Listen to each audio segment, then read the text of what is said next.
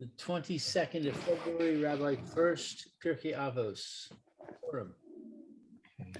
Okay, Rabbi, first I have an unrelated question to ask you. Sure, go ahead. If you sit on is it usher to sit on a material that is made of shatnez? I think rabbinically, it's also mid the rabbanim, if I'm not mistaken. Yeah, if I'm not mistaken. Okay. So I think there was a Misa with the stipler. With the stipler in Russia. With the train. I remember the story in the train. The seat on the train, right? It was cautious that the seats in the train were made of shatnez. Yeah.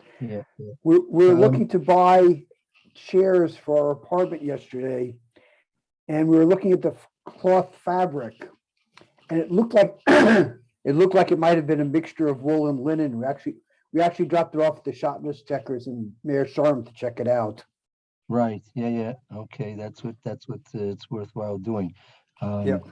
Yeah. It's especially if it's going to be something in your house day-to-day living.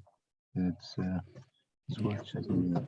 I thought that was the case. I just wanted to confirm. Yeah. As far as I remember, I really should just double check the halakha to tell you definitively. If I remember correctly, if I'm not mistaken, it's the rabbanim. So, I do remember the mice with the stifle. I do remember the story. Yeah. With carpets also, there could be problems with carpets sometimes too. Oh, yeah. So, okay. Fine. So again, we'll continue on with our Megillos Esther and its attachment to Pierke Avos. So we're in the first parak of Pierke Avos and the Megillos Esther. I'm sorry, and in the pasuk Yud Gimel. Let's just we left off with that yesterday. Pasuk Yud Gimel. Who would like to do a little? I do. Okay, Barry. And unless there are any objections, you can do the read. Okay. No, he's got my approval. Okay, thank you. Anytime, Barry. Thank you very much. All right. Yud Gimel. Vayomer Hamelech Chachamim, and the king said to the wise men. That's interesting. They're calling these advisors chachamim. Well, yeah, they were. Look, the Gemara says, im timer chachma begoim tamim, im omer Torah begoim al tamim. The Gemara says that if they say there's wisdom by the goyim, you can believe it. If they say there's Torah by the goyim, you can't believe it. So yeah, they to a certain extent they have chachma. Yeah, they do. There's no doubt they have a certain amount of chachma in their limited capacities and limited fields. So yeah, for sure. So as a matter of fact, we make a bracha on a chacham amongst the goyim. Yeah, it's just like the lahavdil is a bracha to make on a chacham b'Yisrael, on a chacham b'goyim. There's a bracha to be said. What the criteria for that is another story. But if the criteria is met, that you do make a bracha on that. Yeah. I mean, human intelligence is something which is quite desirable, and we hope that the goyim use their human intelligence in the proper way. Unfortunately, what happens is that the human intelligence gets used as a tool for the fulfillment of their pleasures. So then the whole purpose of intelligence is corrupted. Instead of using the intelligence that the Kadosh Baruch Hu gave, and as even the most simple non-Jew, right? His intelligence was given to him so he could come come to a conclusion and a recognition of a Kadosh Baruch Hu. That's why Kadosh Baruch Hu created all humans, b'tselem Elokim, right? But if they use their intelligence simply for the pursuit of their own pleasures, so they are, first of all, misusing the gift that the Kadosh Baruch Hu gave them of human intelligence, and also they're unfortunately living their lives in the wrong way, right? Which is only to their detriment. to their ultimate detriment. So yeah. So if there is, they do have wisdom. Yeah, I mean, I'm sure, not everybody got to be the king's advisor. For nothing. So you have these 7 advisors, and the Megillah calls them chachamim, right? Okay. Right. And right. Ki kain davar hamelech lefanai, kol yodea das v'din. All that know das, and how do they explain das? Das is a certain type of they have a certain type of insight, Judgment? comprehension, and din and judgment. Yeah? They know how to judge a case. Right. Oh, so here, if you take a look in Pierke Avos, in the second parak, I believe it's in our Art Scroll edition here, Mishnah Hay. Mishnah Hay. I think so. Hillel Omer? Yes. Hillel Omer. Al tifrosh min hatzavor. Hatzibor. Don't separate yourself from the community. Va'al ta'amin ba'atzmecha. And don't believe in yourself. Ad yom moscha. Don't believe in yourself till the day you die. Okay. Va'al hadin et havircha. Don't judge your friend. Ad shitagia limimkomo, until you are in his place. Oh, so that's what we wanted to stop and talk a bit here, right? So Okay. here, King Achashverosh had called his wise advisors in to judge this case, right? And Yeah. so they were judging this case, right, based on what they saw. But you can't, Chazal tell us you can't really judge a person until you put yourself into their place. Like as the Gemara said, why didn't Vashti come? He was very willing and ready and wanting to come, right? But the Gemara said she broke out with Saras, right? Or another opinion in the Gemara says she grew a tail, right? She grew a tail, right? So that's something which maybe if they understood, they would have been more kind to Vashti. Good morning, Mayor. Good morning. Good morning. Morning. Okay. Good morning, Roy. Roy is joining us too. Okay. Okay, good morning. Good morning, Roy. Morning. There you Sorry go. I'm late. I was talking with our children on our Why? on the You have more occasion important- yes, on the occasion of our 50th anniversary. Oh, Mazel Mazel tov. Oh, tov, wow. mazel tov, Thank you. mazel tov. Okay. I may have asked for him. Okay. Very good. Amen. Wow. Well, maybe it's not more important, but it's important. Okay, so I'm sorry. So what have I missed so far? Yeah. So if you look in your Pirkei Avos, in the second parak and the fifth Mishnah there, right? Hillel makes a statement that al tadin es chavrecha ad shetigilim komo. Don't judge your friend until you stand in his place. So if you want to judge somebody, you have to judge them from the situation that they're in, not as if there's some type of a absolute standard of behavior. But sometimes you have to apply an absolute standard of behavior. But first and foremost, you have to try and understand the person's situation themselves. So here we have in the first parak of the Megillah, in the pasuk Yud Gimel. So you had there that Achashverosh said that the advisors that he trusted very, very well he asked him to come and to judge this case of Vashti. But Vashti did not come according to his command. So obviously she was what we call Mored Malchus. She was rebelling against the king. So for what's the judgment? What do you have to judge a person? How do you judge a person who's rebelling against the king? I mean that should be obvious. I don't know why you need so many wise people to judge that case. A person rebels against the king, that's the end of them, right? That should be an obvious conclusion. But nevertheless, yeah.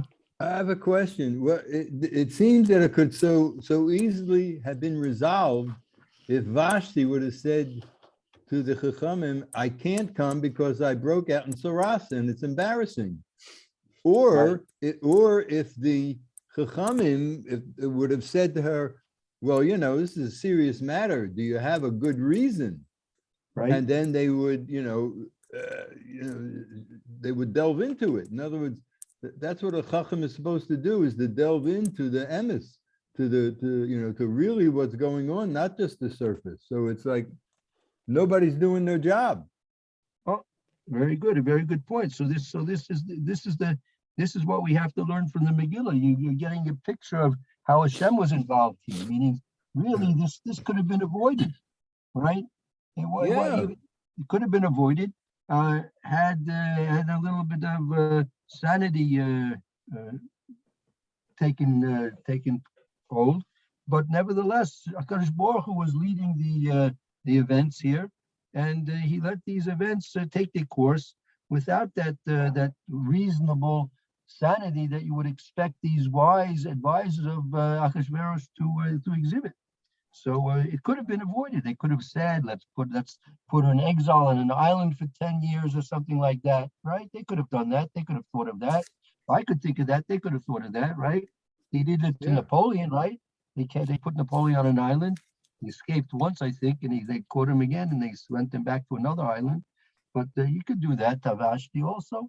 So put her in a tower, right, and then only feed her, sardines for the next 6 months. Could torture her if you want, something like that. And or just say, well, all right, we'll have a hearing about this. When the party's over, we'll have a judgment, and we'll get all the facts, and we'll see what's happening. Right. But instead, Don't cut her head confuse me off. with the facts. Don't confuse me with the facts. Don't what? Don't confuse me with the facts. all right. So what happened? Let's take a look at the next pasuk Yud Daled in the Megillah there.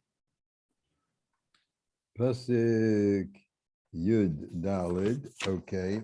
Whoops. The Hakaruv Elav,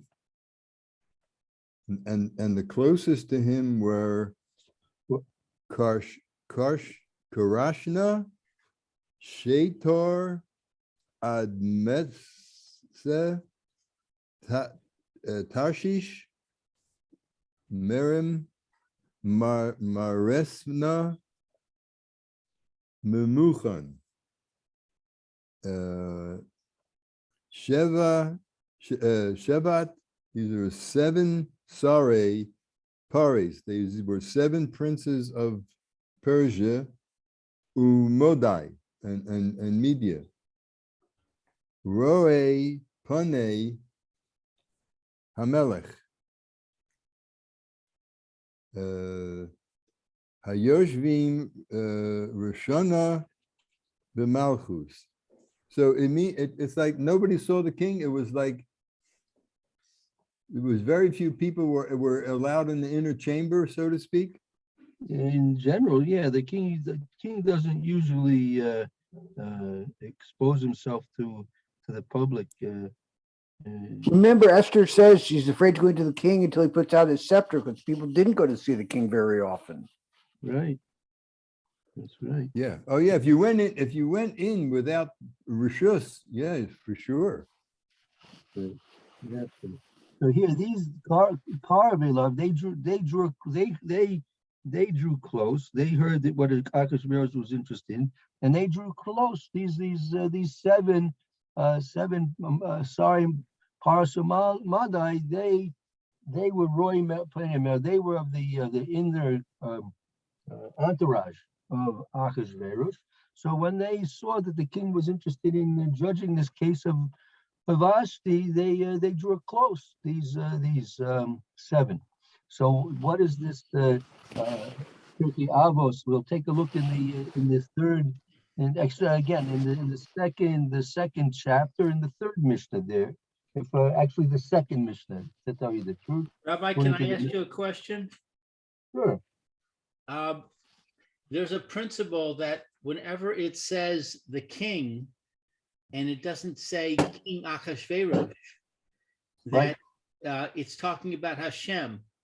So how do we understand this here? Are we saying that these men saw Hashem's face? No. I would say that first of all, Roy Penei HaMelech. So I would say that the first of all, I'm not sure. Number one, I'm not sure if the rule applies here, because usually that rule's applied when you're using it in a verb form, that the melech did this or something happened to the king, right?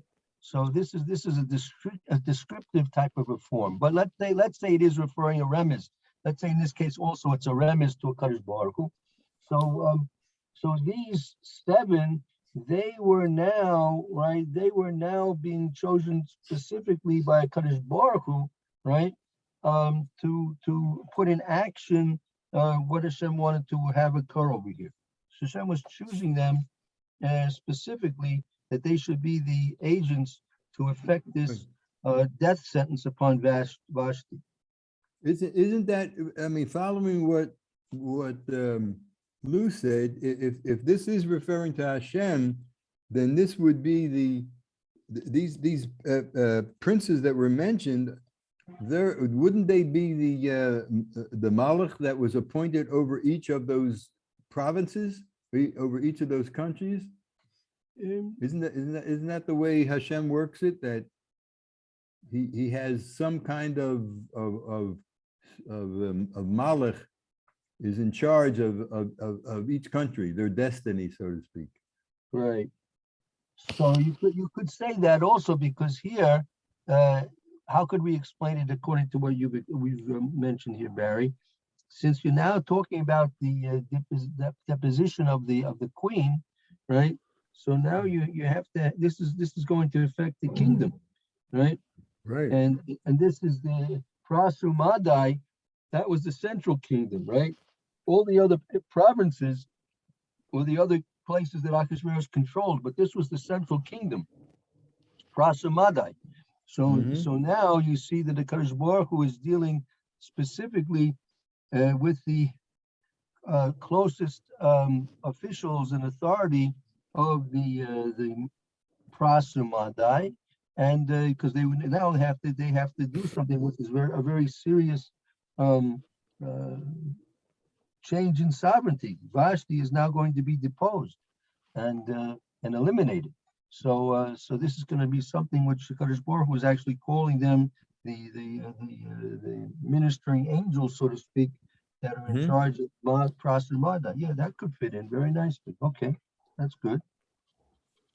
Okay. How do we understand that in the context that Memuchan, the last one, is actually another name for Haman?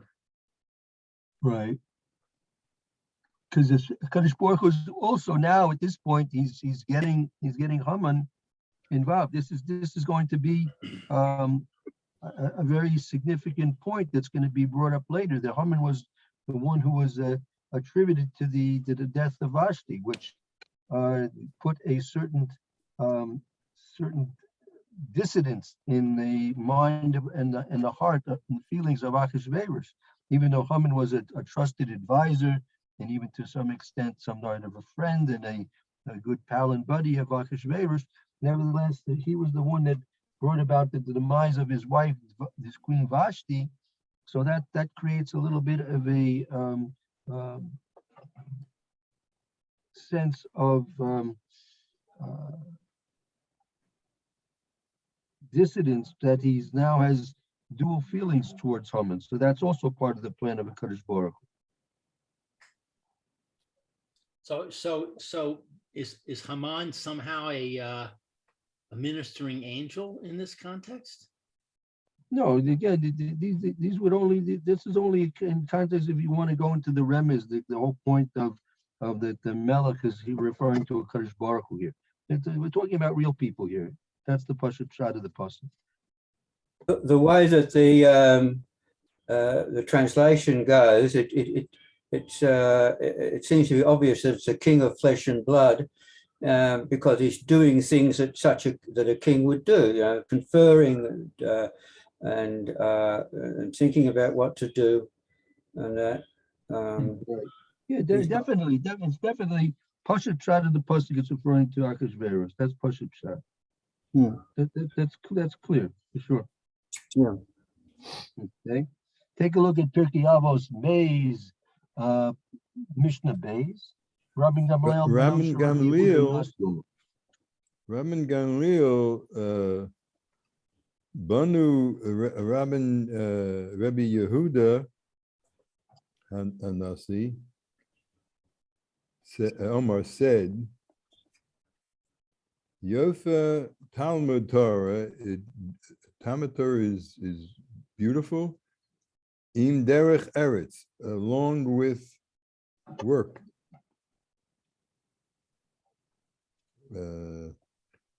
Shiginat Shenehem Mashkachas oven, because it makes you forget sin. Right. When a person's learning and also working, his days are pretty busy. And if his days are busy, he's not going to have any chance to start thinking about doing things wrong. I know. Best thing is just keep people busy, right? That was the advantage of child labor. They were busy working, and they'd come home, they would get something to eat and go to sleep so they can wake up and get back to work, and they stayed out of trouble. Yeah. But the next point, we want to see the next point, the reminder of this, of the Maimon here. Actually, 1 second. Maybe, you know what? I made a mistake because of this ordering. It's really, go to Gimel. Gimel is what we really Gimel? need here. Okay. Gimel is what I need.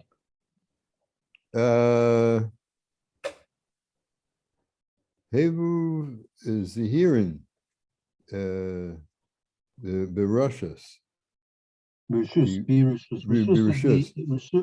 is another expression which refers to the governmental officials, the monarchy or the government officials. Beware of government officials. She'ein mekarvin lo la'adam, because they don't bring a man close. Ella litzrich litzorich atzman. They don't bring anybody close except for their own benefit.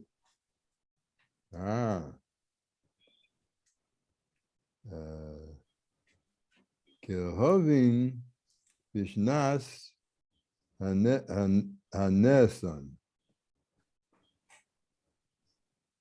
So they act friendly when it's to their benefit. Ve'ein omdim lo, but they don't stand up for someone. La'adam bishnas b'chaka, when in time of need. You can't depend on them when you're in need. So Gamliel Beno Rabbi Yehuda Nasi is giving us an insight into to when a government official is interested in speaking to you. Don't think he's interested in you because of what he wants to do for you. He's interested in what you're going to do for him, right? So, Right. So here the pasuk is saying Hekrivu Elav. So they came close. They approached these these seven princes approached Achashverosh, but you should know they're approaching him. They're not approaching him because of things that they are interested in. They're approaching him because he wants them for his purposes, right?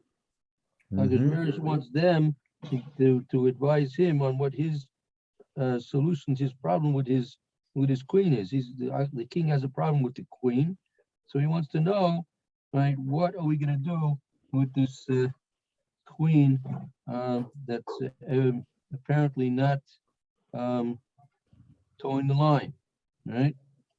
Maybe she's planning a rebellion. Who knows what could be on her mind, right? So he wants to know from his advisors, for his own purposes, what to do with the queen. Okay, let's see the next pasuk. Hezvav. Korat Malasos. Kedas, Malasos. Oh, Kedas Malasos. According to the law, what's to be done? The queen Vashti.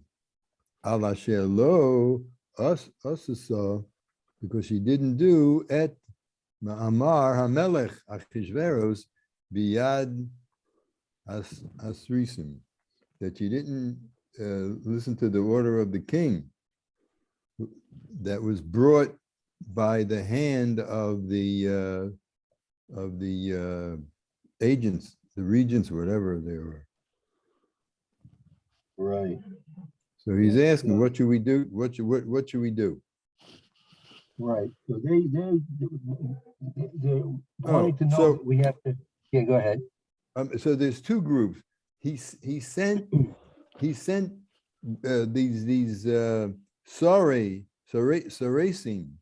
He sent Sarasim to tell her to come to the king, but that's not the one. That's not the seven here, right? In other words, he didn't send Kashina and Shetar and all that to her. He sent whoever these servants were. Yeah. And she told them. So now he's asking the princes, what are we going to do? Right? That's how this is working. That's right. Right. So he then wants to know Kedas, what's the law? Yeah, what's the law about what to do here? The Malka with the queen Vashti, the queen Vashti. She didn't do the bidding of the words of the king. According to those as it was sent by the Srusim. Well, so if you take a look in, I think it's on page 566 in your Pirke Avos, that's in the fourth parak. The fourth parak. Yeah. And 66, okay. Yeah, 556, the fourth parak, Mishnah Yud on that page. Who are your Omer? That's a statement that Rabbi Yishmael Benoy of Rabbi Yosef has said as following in the 10th Mishnah there. Who are your Omer? Which one? It's in Dalid, Parak Dalid? Right. What's the Parak? What's the pasuk? Mishnah Yud. Mishnah Yud. Oh, Yud. Oh, I'm sorry. Okay. Who? Oh, yeah, Omer. He used to say. Oh, who's that? Reb Yishmael? No, that's called. It's Reb Yishmael, exactly. Reb Yishmael. Reb Yishmael. Who are you? Omer? Reb Yishmael said, "Al done yichidi. Do not judge by yourself. She'ain done yichidi ela echad." Because none judges except the one, except referring to Hashem. Right. Okay. So here you have a council here. You see even this is expressed over here that even Achashverosh was wise enough that that not to have one person decide this law. he called for 7 of them, the 7, and not that he relied on one. A person should be very wary about judging other people on his own. It's simply too serious a matter to judge certain things all by yourself. You must have a group to decide certain things, and that's pretty logical. That's a pretty logical thing, and most it's realized pretty well throughout the civilized world, I guess, that we need to rely on other people when you're judging other people. It's not fair that one person should judge another person. That is, as Mr. says, only a Kadosh Baruch can judge a person singularly. Okay, good. Let's see the next pasuk. What's the pasuk? Pasuk Tes Zion. Tes Zion. Vayomer Mumchan Lifnei HaMelech. So Mumchan said in front of Hamelech, the Hasorim, and in front of the king and the princes, Lo al Hamelech levado avsa Vashti Hamalka.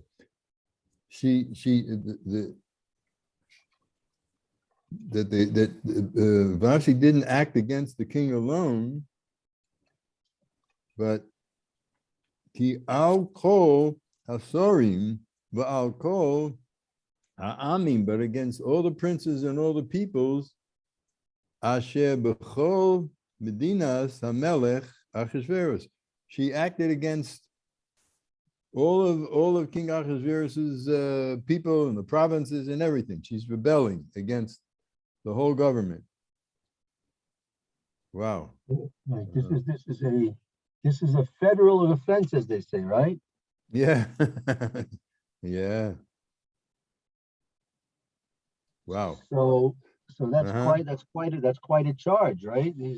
It's not simply affecting the king. It would be bad enough if it just affected the king, but this is not just a personal offense to the king. It would should be obviously for rebelling against the king, even if it's a personal rebellion against the king. She's obviously worthy to be eliminated. But now, go ahead. She's a traitor. Yeah, not only that, but she's also creating a very bad example, right? Yeah. What's the deeper meaning of what Mumuchan is saying? He said not only to the king, he said to all the Sarim, meaning it's one thing about the king. So why does he have to speak about the Sarim as well? Because they're also leaders. And if it was a threat to the leadership, it's a general threat to all leadership, right? So she's trying to make a case against Vashti that even the other officials, princes, would feel threatened because of this act of rebellion of Vashti. It's not simply an act of rebellion against Achashverosh, but it's an act of rebellion against all authority, which would affect them as well, right? It's not only a sin against the king himself, Vashti Amaka did. Ki al kolasarim, it's against all the rulers and all the people. Asher b'kol medinas hamelech Achashverosh, and all the medinas and all the regions of the kingdom of Achashverosh. So for this, take a look in your 3rd chapter of Avos, and it would be Mishnah Yud Gimel. That's on page 560. 560? Right. Yud Gimel. Okay. Perek Gimel, Mishnah Yud Gimel. Yud Gimel. Hu Hoya Omer, he used to say, That's Rabbi Hanina ben Doisa. That's Rabbi Hanina ben Doisi, Kol Shiruach Habriot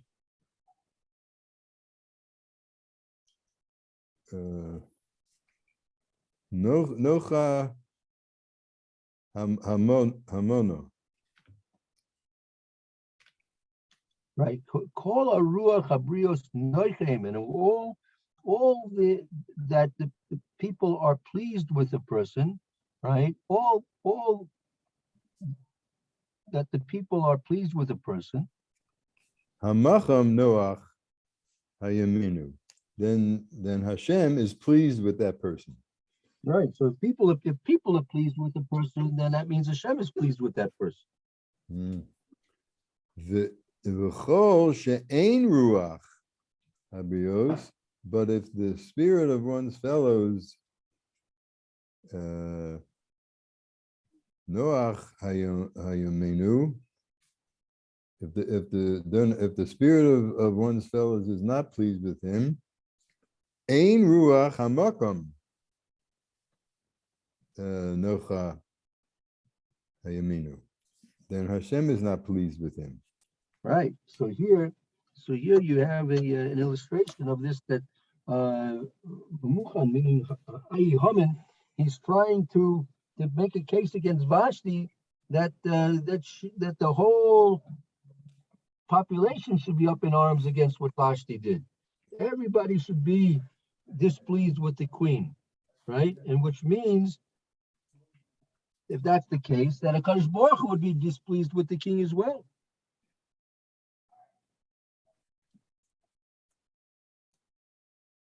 All right. It's pleased with Vashti as well. Yep, and that's gonna put it in a very, very bad place. If Hashem's gonna be unhappy with her, it's It's gonna be not. very bad for her. That's actually why the Gemara and the Midrashim explain why did Achashverosh want Vashti to come not wearing clothes, because she would be misusing. She used Jewish maidservants to attend to her, and she would have them do their work without wearing clothes, right? So Hashem was calling her to do the same thing, and that's going to be part of her downfall.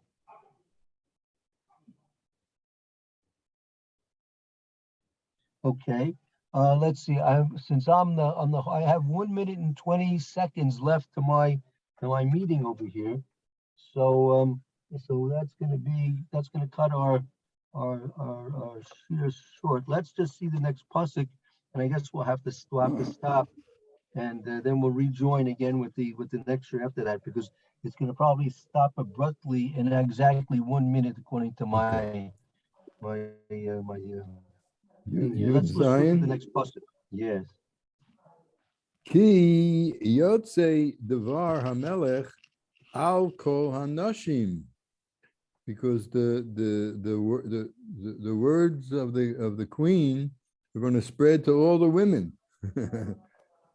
Vavnus va'alehen benehen v'amram hamelech Achashveros, and they'll